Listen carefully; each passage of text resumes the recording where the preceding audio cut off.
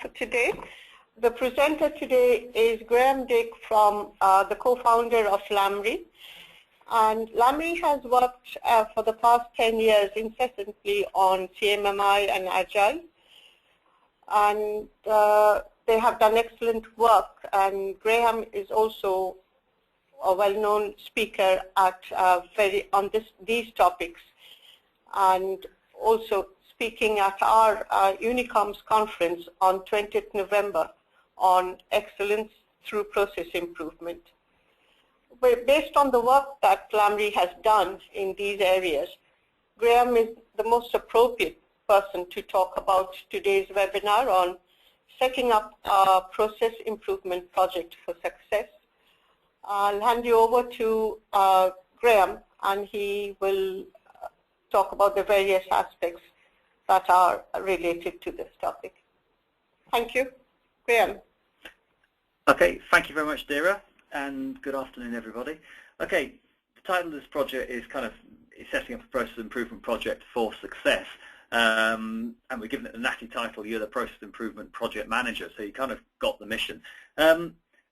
Before I dive in, it sets a couple of expectations. I think the interesting thing is we've worked with a lot of customers who have kind of got into the situation where they've piloted something, process and tool kind of work in a particular part of the business, and realized that, yeah, that's really delivering businesses. But then they've made that kind of significant step where they think, well, actually, unless we roll this right out across the business, it's kind of like, so what? We're not really going to reap the benefits of this. We've kind of got them in a point silo, but until we're using this stuff everywhere, it doesn't really make a difference. I've got a few slides in here where we use CMMI as a kind of little bit of a case study, but it actually doesn't matter. We've used this stuff with rolling out Agile wider, these principles rolling out Agile wider, rolling out DevOps to a wider audience. And also, I'm currently working with a customer who's one of the big utilities, and they're getting heavily into BPM, business process management, and they've done some initial pilots. It's looking really promising. Senior management are starting to get quite excited about this, but the next challenge is, okay, we want to roll this right out to everyone. Oh gosh, that's going to cost quite a bit of money. We're going to take a lot of resources. It's going to take some time. How do we go about doing that? How do we get to the point where we can roll this stuff out? We need to get funding and all that sort of stuff and get people on board. And so we're actually using some of the lessons we've learned with other customers to help that job along, and that's what this talk is about. It's about taking you through a bunch of stuff we've done with other customers. Not necessarily everything will be applicable to you, but hopefully there's a few of the lessons in here that we've learned that you can kind of take away and use back at your bases. So, okay, I'll fire off and get started.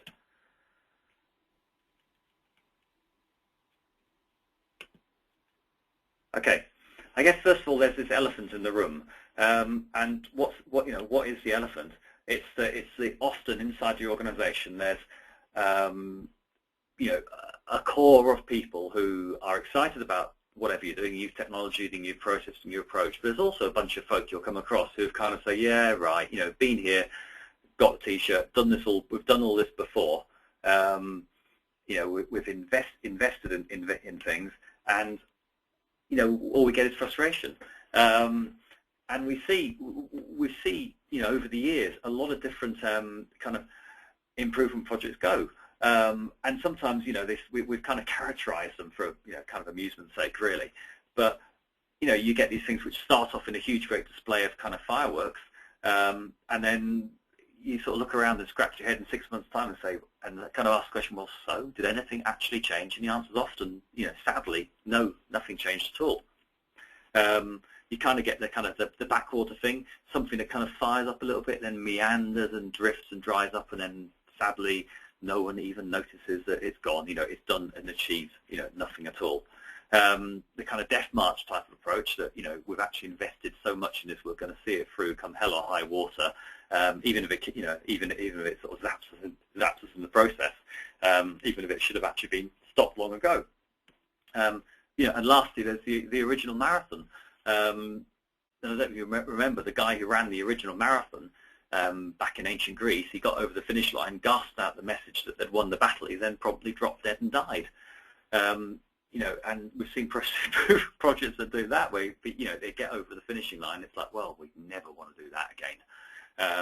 And it's a shame because you're missing, the organisation is losing the benefits that are actually there. And the challenge is that, the sad reality is that you've got about a 3 in 20 chance of succeeding on a large-scale process improvement project.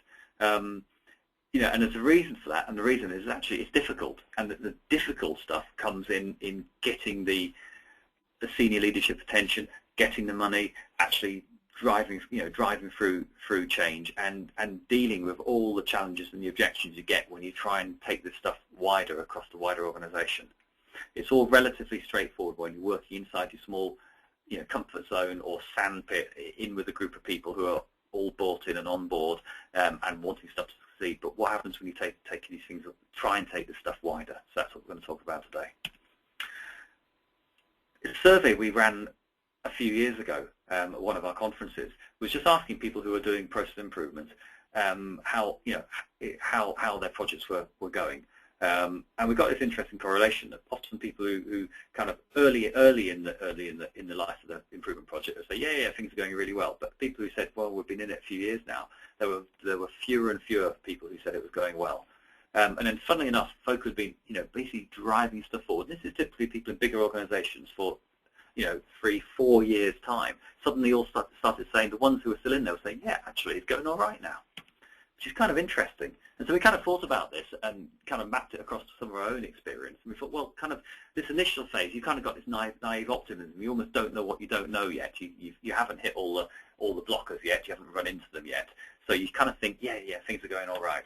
And then over the sort of the next year perhaps, as you really try and push wider in the organisation, you start thinking, oh my word, kind of reality bites. You start going into parts of the business where folk just aren't receptive to your message. And stuff gets harder and harder and harder. And how do you keep the leadership team on board? Your chief exec changes, and you get a new team on board, and somehow you've got to deal with that. They've got different expectations and want to do things differently. You've got to keep them all on board, and it gets tougher. And then perhaps a bit further, and you get this idea. Well, if we're still in the game, actually we've kind of crossed this chasm now. We've actually moved through this, and we've tackled a lot of these objections and the challenges, and we're actually going to deliver something now. But of course, there's an awful lot of people who just kind of drop out as the going gets tough, and that's reflected back in that 3 out of 20 of these things kind of go okay, and an awful lot don't. Okay, again, this is talking about kind of CMMI, just this slide here, but as a model, but it can be anything. It can be taking Agile wider, it can be doing DevOps wider, it can be doing ITIL, it could be doing Six Sigma. It kind of doesn't matter. It's anything that's kind of process and tool focused. We want to take wider to a wider audience is the point here. So we're going to talk kind of about key things here. As the methodology in its own often doesn't provide you benefits. It's kind of how you're using it, how you're interpreting it in your organisation. That's where the benefits actually come from.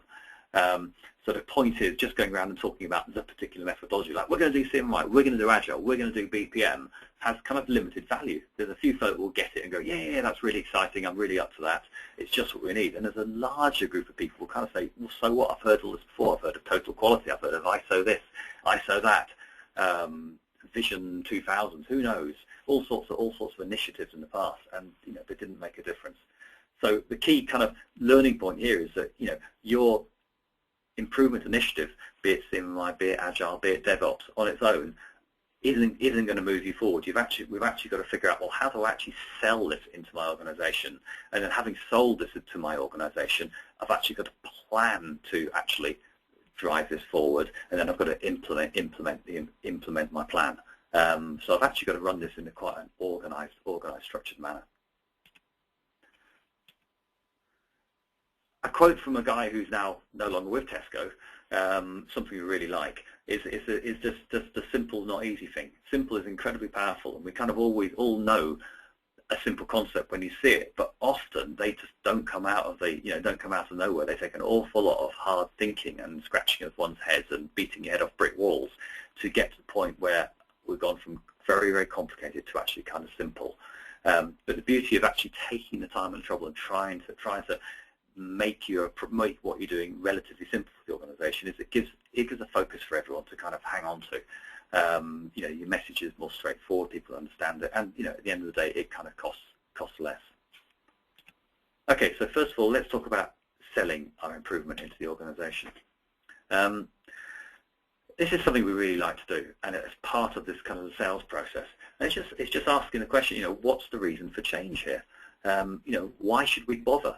And this is important again because stuff like, well, we're going to do agile. It's the right thing to do. Yeah, okay, that's the right thing in our group of folk who are bought in. But what about all the folk who aren't bought into this? We need to kind of work out something that's relevant to them, something that the people can kind of sign up to. And we really like this Tom Peters approach. It's just stuff out of the standard kind of management lexicon. And the idea is it's an elevator pitch. So the idea is it's like if you meet someone, or as part of when you go to meet someone new, you just got a short 30 seconds or so, or 40, or a minute or two to actually just describe what it is we're doing, what the initiative is all about, and and why we need to do it. So it's really looking at trying to get reasons where people instinctively support the project, and it kind of wraps the real reason we're doing this, because the real reason you're doing agile is actually something different from, we're not doing agile for the sake of doing agile because it's exciting and it turns us on as developers. It's actually more there's a more fundamental reason to that. It's stuff like we need to improve our margins because we've got too much rework. We need to start hitting milestones, otherwise we're going to get in serious trouble. Those sorts of things. So it's trying to dig in. What's the stuff that's going to resonate with the organisation and kind of make people sit up and make people buy into it and say, yeah, okay, I can kind of get behind that. So knowing the reason for change is very, very important. And then here's a little example. Defining the essence. This is again using CMMI as an example, but I've done these for Agile, I've done these for DevOps, I've done these for BPM and all sorts of other approaches. It's the same idea. It's just something was stolen from the financial services industry.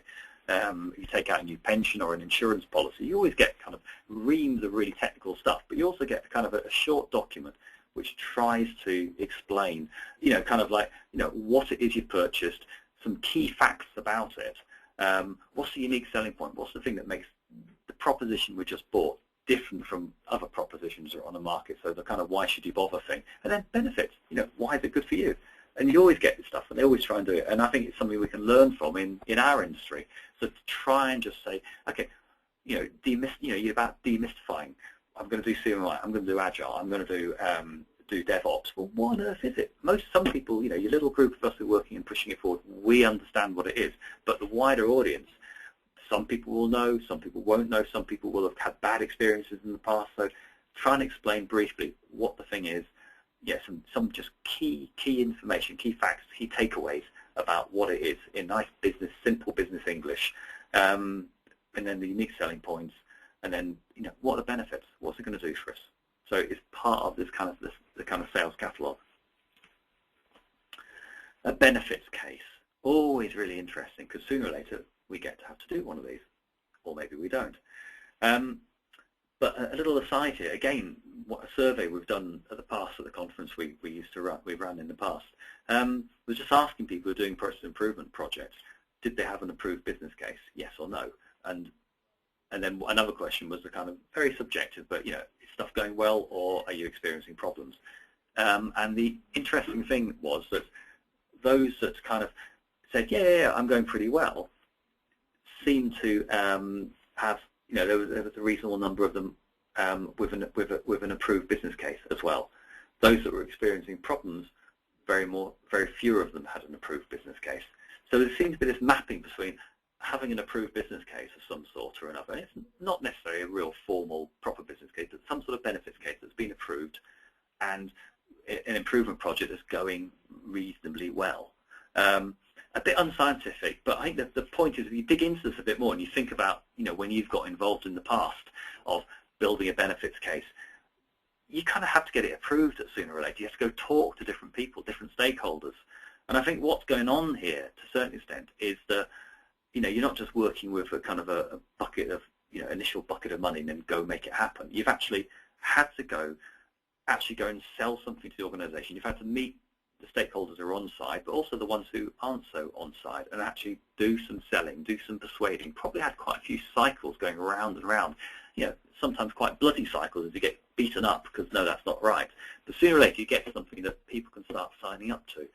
And that's where you actually start getting people on side, because once the people tend to sign up for something like this, they're kind of wanting some of those benefits that you talked about in the benefits case, and they're liable to, much more liable then, shall we say, to help you and actually get in the way, get in there and help you move obstacles and move things forward.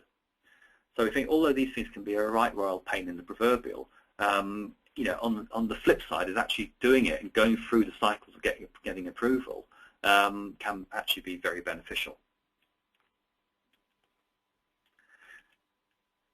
Stuff that we've seen from driving out kind of basically process-based working is this idea that initially just getting people working through a consistent set of methods, a consistent way of doing agile, a consistent way of doing of getting DevOps working, it's driving out control initially.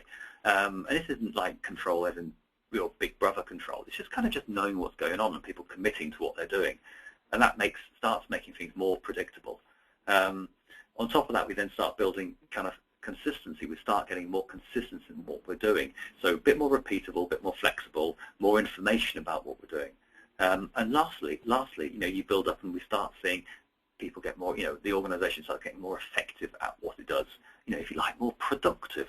We're faster, cheaper, better. So we're going from more predictable initially, well, at least we do what we say on the tin, through to and fewer surprises, through to actually we're just more effective at what we're doing. So we're actually able to bid cheaper, we're able to deliver faster than we used to in the past. And we see these benefits from process-based working kind of again and again and again across industry. And in your typical organization, there's a whole bunch of kind of just basically non-quality costs that you can go for. Typically, there's huge amounts of rework going on, and just friction is another way of describing this in the organization, that by being a bit more coherent and consistent and effective, having neater handovers between groups and crisper about what stakeholders are involved and what they expect, we can start taking those frictional costs out of just the day-to-day business of doing work. Instead of doing CMI right, that will pay for itself over the course of the project. Absolutely true. But doing Agile right will more than pay for itself. Doing DevOps right, all these approaches are different ways of kind of skinning the same cat really, and getting us more effective at what we do. And the point there is that the typical starting organisation, there's an awful lot of frictional costs in there that are just waiting to be taken out. Some examples of stuff we've worked with in the past. And different business cases. And the interesting thing is the benefits case is always different from there's never a template you can just go apply. The actual reason why people are doing stuff is always different. Why should the organisation bother to actually go and get more effective, move forward, get better? The potential example that was interesting, big transformation plan the business was going through. The interesting thing, the mission to IT to a certain extent was you guys need to get more effective so you just don't mess it up, because the transformation plan of the business is critically IT dependent. Big bit of BT defence, making a significant reduction to cost base while still maintaining quality of delivery. BT Health, again, another big improvement there in terms of just turning the program around and being more effective. An interesting side point here is that often the marketing improvement project is when an improvement project starts delivering, an awful lot of other folk and parts of the business will kind of come out of the woodwork saying, well, actually, it wasn't just you guys doing DevOps or doing Agile, it was me over here doing the stuff we're doing as the contributor. That's where all the benefits have come from. And partly, an old customer of ours said many years ago, he said, doesn't matter. Don't get hung up on causation was his message. The point is, until we got organised about this, which is what we're doing now, we'd never deliver these benefits. Now we've got organised and got systematic about improvement and really pushing it through, and we're serious about process-based working. Bang! Now we're seeing the benefits. So that's cool, and that's what I'm happy about, and that's the important thing from the business's point of view. Okay, talk there about building that benefits case. Something else part of the selling thing is, and this is kind of the soft squidgy stuff, is what's it going to feel like as we start rolling out this approach? And again, this is something, a couple of slides here, just based on what on the CMI thing, but we could do exactly the same thing for Agile, exactly the same thing for DevOps or BPM or any of these approaches. It's not difficult to do. But the point is, it's just like it's part of the sales pack. It's kind of like, well, we're going to make this transition. So what's going to change? What's going to be different? How's our world going to feel differently? And this is kind of painting a picture here of, well, what's a typical like in the typical start of the organisation. It's this world of lots of shifting priorities, a bit confusing. Processes are all theoretical. It's actually what we do is wrapped up in how our key people work. And it's kind of wrapped up in their heads, and it's very, very difficult to kind of move people around. We can't. People are stuck into absolute slots, and we can't move them around and get to work on different things because it's just hard because they're the only people who know how their particular area works. You often have this, 90% complete syndrome. We're always 90% complete. It's desperately hard to actually close something off and finish it. And then, the reactive management, issues is very issue focused, and issues dominate everything. You move up, you become a bit more effective and consistent and capable and mature. And what happens? Well, benefits. We're starting to reduce rework, increasing predictability, controlling commitments and baselines. Silly stuff like we do stuff on time, understand each other's roles, finish tasks and deliverables. And it's this sort of thing. You can actually start talking about, well, how's the world going to be different? And I think the thing I'd urge you is just think about as part of your kind of sales pack, as part of trying to get people on board. Think about, well, actually trying to just picture and just articulate how's our world going to be different as we, get stuck in and get the BPM going or get DevOps going or whatever. So let's talk a bit about selling improvement and talking about knowing when we're changing, the essence of it. Building a benefits case. Again, it's not easy. It's not easy to do, and sometimes, to be blunt, the benefits case is put there as a blocker to absolutely stop you moving forward, and you ain't just not going to move forward. And it's just one of these things. It's the wrong time. It's the wrong place. And working with our many customers over the years, we've often got into that situation. You've got someone who's absolutely passionate about driving forward some change, and it all sounds like everyone's very receptive to this, but actually just start hitting these walls, and it all slowly transpires. It's wrong time, wrong place. Actually the organisation's focus is elsewhere, and it's just staying elsewhere, and nothing we can do will resonate with them. And sometimes that's just the case. It's just return to go. Now's not the right time. We need to let the organisation get through this particular phase, and then it becomes more receptive. And the funny thing is, being in a supply side, supplying services into many customers, I see this over many years. I'll talk to a customer, we'll get really excited about doing some work with that customer, it'll all crash and burn, often for those reasons, and then a year later, 2 years later, 3 years later, 4 years later sometimes, you're in dialogue again. It's like, oh, suddenly the world's a bit different. Focus starting to listen and pay attention again. And the door's open, and people are being receptive, and it's just, sometimes it's just time. Okay, planning. CMI based improvement again could be Agile, could be DevOps. Planning your improvement project. Why do you need to do this? Well, you've actually kind of just really got to work out, well, how are we going to deliver the change into this organisation? And the trouble is, there's loads of factors that come into play here. What's the culture of the organisation? Because a lot of driving out Agile, for example, driving out DevOps, driving out CMI, driving out any of these approaches, initiatives, methodologies. A lot of it depends on cultural change. We've got to change the culture of the organisation, make it work and feel a different place. And to help that happen, you've got to work out, well, where's the power structures? Who's got the money? Who do I have to go influence? Who can influence me? What resources have I got available, and B, what resources do I need to actually do this? The classic thing is, well, is folks just, is we don't get ambitious enough. is actually we just kind of just say, oh, we'll just work with the one or two folk we've got, and we'll muddle along. And the trouble with just kind of muddling along is you're actually not going to do much. We're not going to succeed much. There's an element of you've actually got to be, if you've got something that's going to work, you've actually got to be reasonably audacious, and actually, go for the big ask. Because going for the big ask, although you risk getting shot down in flames, you also are liable to actually get enough senior management attention that you get the right sort of attention that helps you move things forward.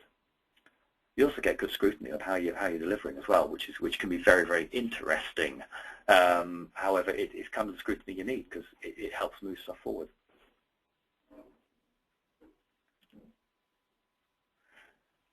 Approaches are interesting. And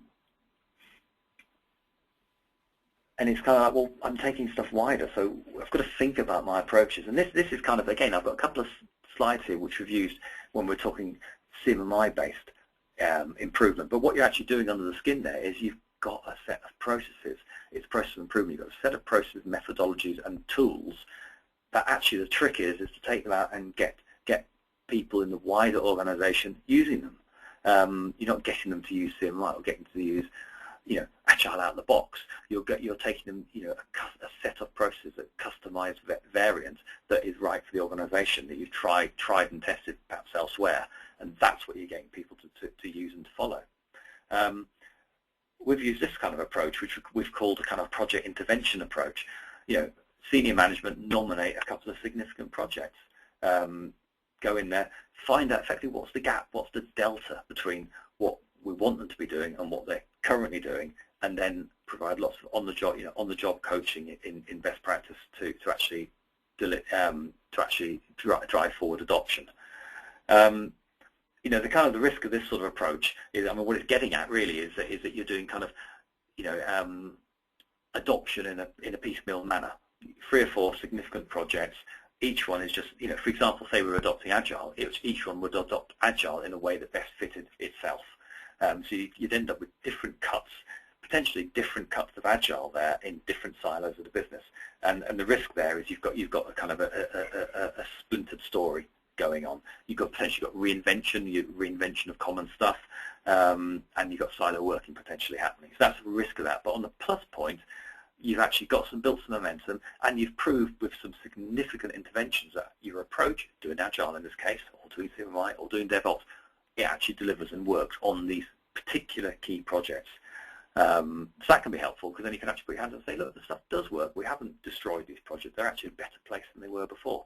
And you can move forward from there. Another approach we've kind of christened it is a kind of nurturing approach. And this is where the organization's actually already invested in some process and process improvement. And the challenge is to take them wider across the organization and get projects using them. So really it's a focus of an approach of going to projects, nurturing them, helping them to adopt. What do they need to do to adopt these approaches? So giving them the coaching, giving them the training and the support necessary to get to pick up on these processes.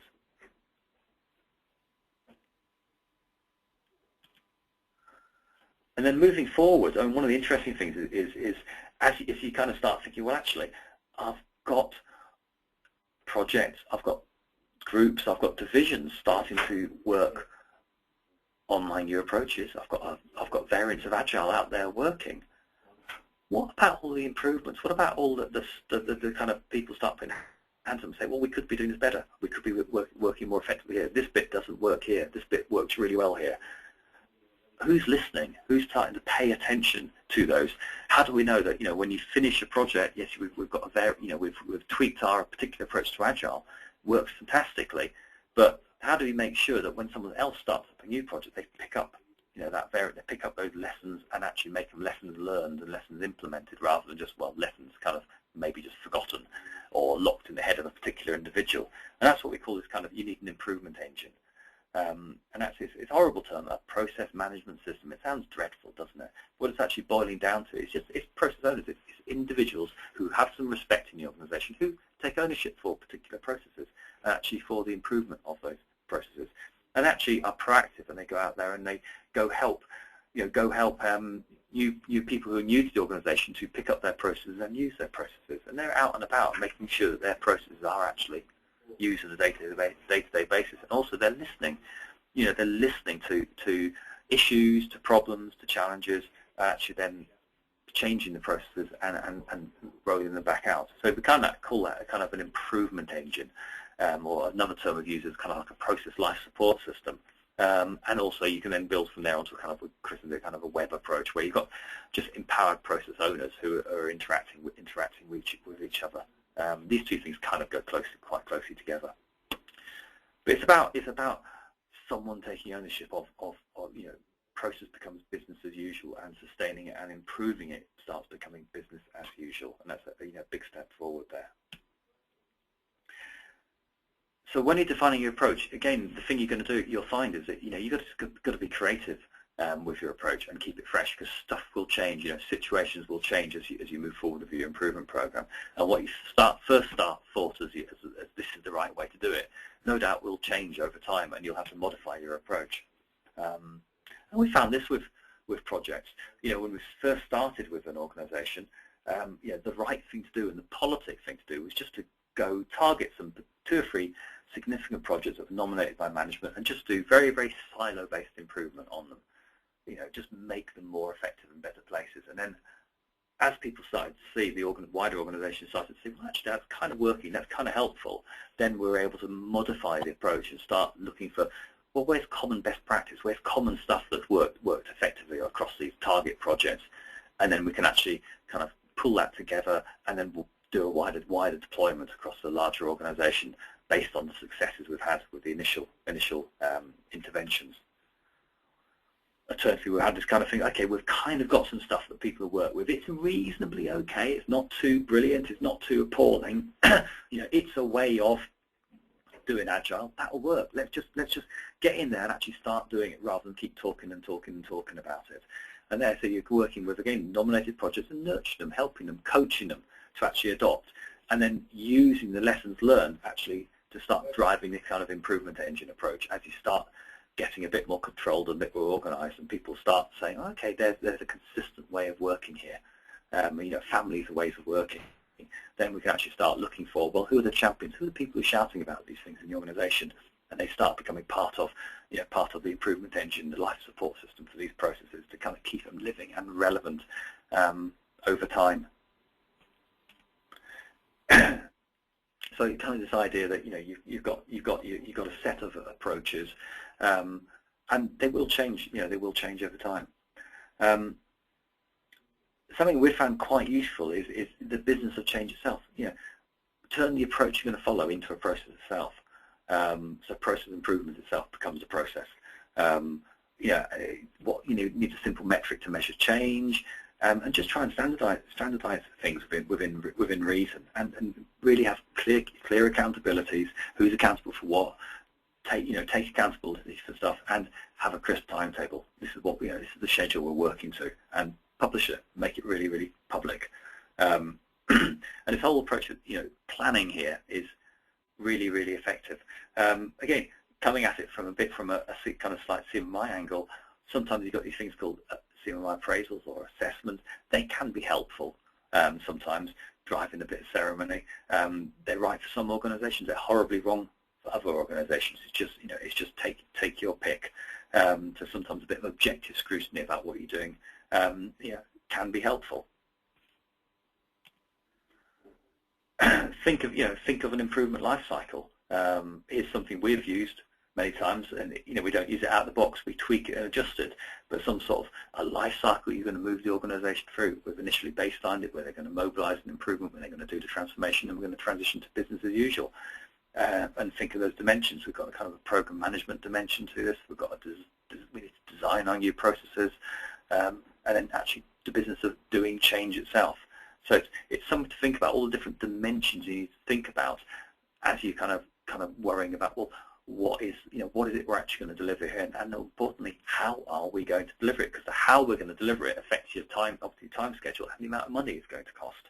So there's a big feedback loop here between building your benefits case, and planning the approach and working out what we're going to do and what techniques we're going to use and how, what resources is that going to require. And the whole lot will kind of cycle around as you iteratively kind of explore a bit, dive a bit more into that, dive a bit more into the next bit, and then you're back around again. Oh, it actually costs a bit more now for this reason. And then really boring bit here, this is desperately boring, but it can be a useful tactic. Some sort of textual plan. Write a document. It doesn't have to be War and Peace. In fact, it probably shouldn't be War and Peace because you'll destroy people. But you can write this. You can write this in Word document. You can do it in PowerPoint. Just whatever works best for your organisation. But the point is, it's actually, a couple of things going on here. It says, well, I'm taking this seriously, and also I'm putting my ideas down, to basically go for to go under scrutiny. I mean, I personally think doing this sort of stuff in PowerPoint works really well. But other organizations say, no, let's do it in a document, make it a project initiation document like our projects do, for example. And basically it's structuring and testing your thinking, exposing the project to, a second round of challenge. And yes, you'll get challenges, you'll get all sorts of objections, and some of them will be very valid objections, others will just be kind of objections for the hell of it. And it's just thinking about it, taking those on board, and doing the listening bit. And the consultation bit, because that's what this is about. You're consulting with the wider organization. This is what we want to do. It's all about building in, buying in support from a wider pool of stakeholders, those guys you're going to need to help you move forward. Okay, so that talks about planning. Now, implementing improvement. Now, again, it said CMI-based improvement. It doesn't matter. It can be anything here. What we've found is really useful, an approach here, is just to break the problem down into itty-bitty small gaps. So I'm not just like, so it gets around this problem of, well, I can't see it. It's just, well, we're just deploying Agile. Well, yeah, but what are you deploying? What's it all break down to? Break it all down to tiny little actions, effectively. Each little action takes, will take a few days to, at the most, a kind of week or 2 weeks to kind of do. I've got to come up with an approach for doing, how are we going to do retrospectives here? How are we going to actually learn lessons from projects? All that sort of stuff. How are we going to do estimation? What estimation approach are we going to use? Stuff like that. And then, okay, then having done a bit of thinking, go do it. Go try it out.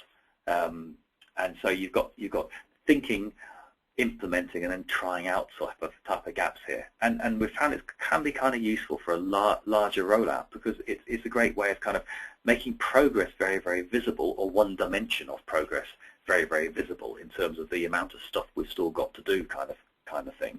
So that can be helpful. And again, on a larger organisation, it can be quite good, because we can actually see, well, which teams are really pressing ahead and which teams kind of are perhaps really lagging behind and aren't engaging with this. And if you're sort of producing a very simple pack like this, you can actually start presenting them at a senior leadership team, weekly meeting. We've done this very often with organisations, and it's a great way of keeping the senior team on board. You get a brief pitch each week, and you present 2 or 3 slides, and it's great because it can drive up competition between senior managers, and they can be very competitive people. So that can be very, very helpful in terms of just pushing stuff forward. And something, to complement the kind of strict how many gaps are done, little business improvements. What little things have we done this week that have made the organisation a slightly better place? Again, this is written here from a point of view of a CMI-based improvement, but again, it could be anything. It could be DevOps-based, Agile-based. Doesn't matter. But the point is, what little improvements have we made that are starting to be adopted, that are making the organisation a better place? And it's all, from this point of view, that you're not going to get better in a big revolution. Change is will come and does come in just little step by step, and you get this kind of like, well, as we start making little steps, people start believing it in the approach better and start realizing that actually we can change ourselves and we can make the world a better place, or the business a more effective place.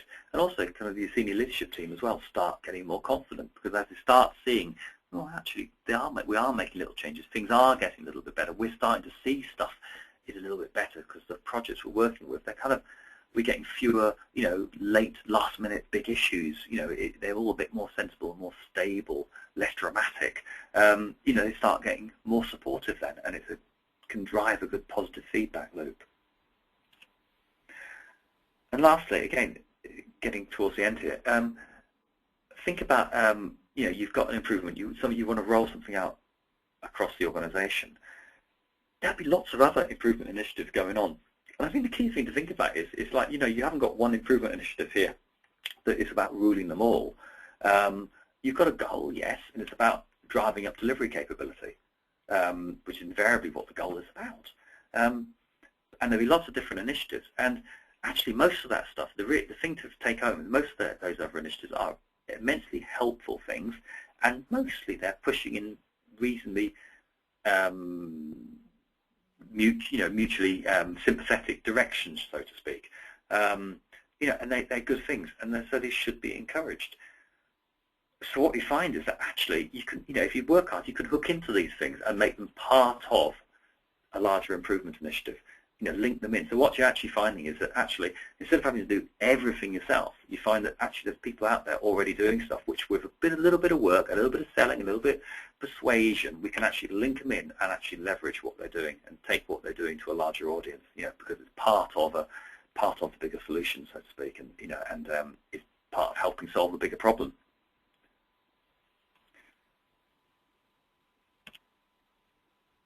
Okay, so that's talked about implementing there. And then lastly, again, you can see my example here, but the point being here is that it's about making process improvement business as usual, really. Doing process improvement is driving positive impact. It's the organization feeling different, getting better, and that helps drive commitment and sponsorship. In turn, helps drive, this process improvement culture. People start saying, we did this and stuff got a lot more reliable. It makes sense. It just makes sense. Process-based working, it makes sense. And so, really, that's the kind of key point here we're trying to build. You're on a journey here. It is hard. It will take time, and there are many fallout points along it. But if you actually want to make a change and drive sustained improvement in capability in the organization, via whichever set of methodologies, via broad-reaching thing like CMI, via specific stuff like adopting Agile, like driving down the gaps between development and operations communities, looking right across the business with the BPM initiative, any of these things, it's actually part of this journey you're on is getting the organization to believe in the approach, believe in process-based working, and actually see it makes a difference. And to get there, we've got to try and grasp the nettle and drive this stuff out at scale. And lastly, they're kind of back to our chart again, and kind of taking these sorts of approaches, we think what it actually does is it helps you cross that chasm, really, because going through the process that's talked about in the steps talked about in this presentation, it's really just about attacking the big risks early on, to be blunt. And you'll succeed sometimes, other times you're going to fail miserably because it's just not the right time and not the right place in the organization. So you've actually got a window of opportunity when you've got one of these initiatives, but it's the window of opportunity is smaller than you think because people move on and people's attention spans move off. Okay, well that was that. I'll open the floor to questions if there's any questions.